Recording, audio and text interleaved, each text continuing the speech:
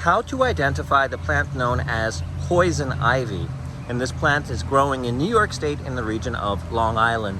Leaves of 3, let it be. It's not a spell. It is going to be a little nursery rhyme that'll help you to remember what poison ivy looks like when you're out hiking or doing your gardening. It is this 3-leaf pattern that is very distinct, as you have 2 leaves that are directly across from each other, and they are directly connected to the stem.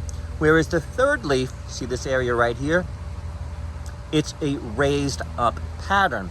And you'll see this consecutively across the plant, 2 right across from each other, and then the 3rd one is raised up, 2 right across from each other, and then the 3rd one is raised up.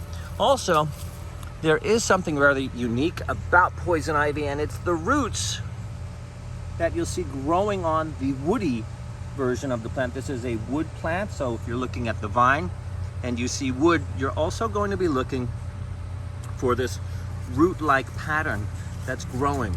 And that's what we see right here.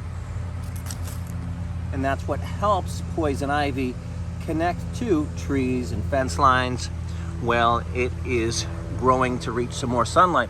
Now, poison ivy itself has different looks. People will tell you it's a shiny, oily plant, which is true in the springtime, but then it'll look completely different in the fall. But again, an easier way to remember that is in the fall, it'll have white berries, which does actually provide some use for poison ivy. I know many of us just don't like it, but animals will not get sick if they consume those berries. But if they visit your yard afterwards, that's how you can get poison ivy on your lawn. Don't forget, leaves of 3, let it be. Till next time, from Long Island, New York.